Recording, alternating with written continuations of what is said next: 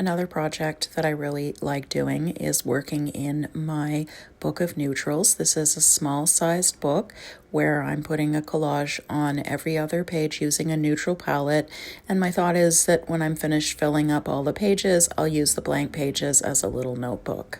I keep this cute little box on my desk. It's full of lots of bits and pieces in neutral tones so that I have everything ready to go right at hand for when I feel like working on this. I keep bits and pieces left over from other projects, cutouts from books, lots of little things that I come across. I keep a few rolls of neutral toned washi tape in here, a couple little stamps, and a brown stamp pad. And again, this way it just makes working on these pages really super easy. I basically start every piece the same way by pulling out a few larger sized pieces in neutral tones to serve as kind of a canvas for me to work on for the rest of the collage. I've got a nice little image that I cut out of an old paperback book, a circle that I punched out of a neutral toned map, and this looks like a piece of vintage envelope. I think that'll be nice to have on the background. And then just a few other bits and pieces from the rest of my box. The fun thing about doing collage in art journal pages is that you have a chance to kind of lay things out and see how they're going to look before you make a commitment. And you don't have to worry about making any mistakes because you can always change it later on. I also like to use a really super cheap brand of glue stick for this purpose because the glue doesn't dry very quickly and I can just reposition things as I go.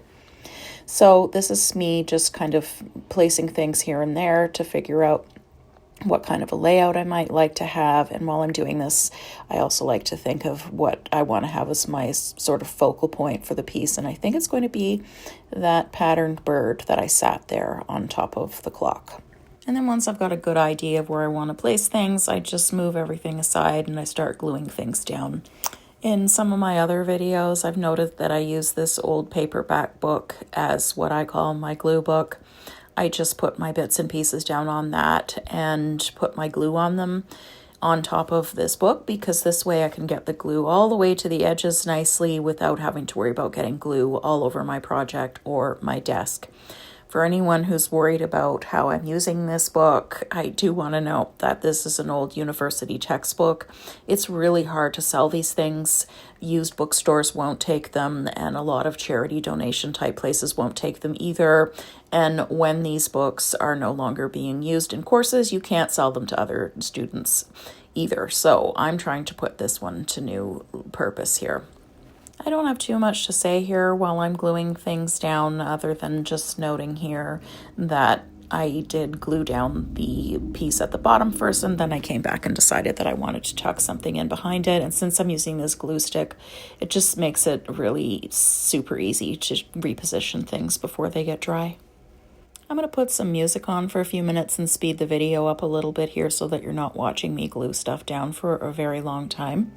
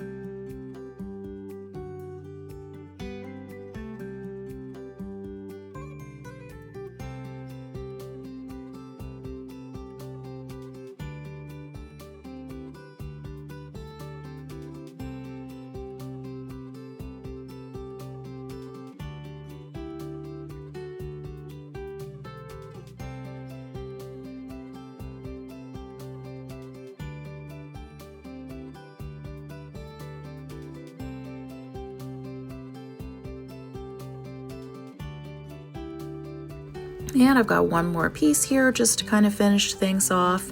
This was a nice little project. I liked how it turned out. I hope you enjoyed the video and feel inspired to journal your world. Thanks for watching.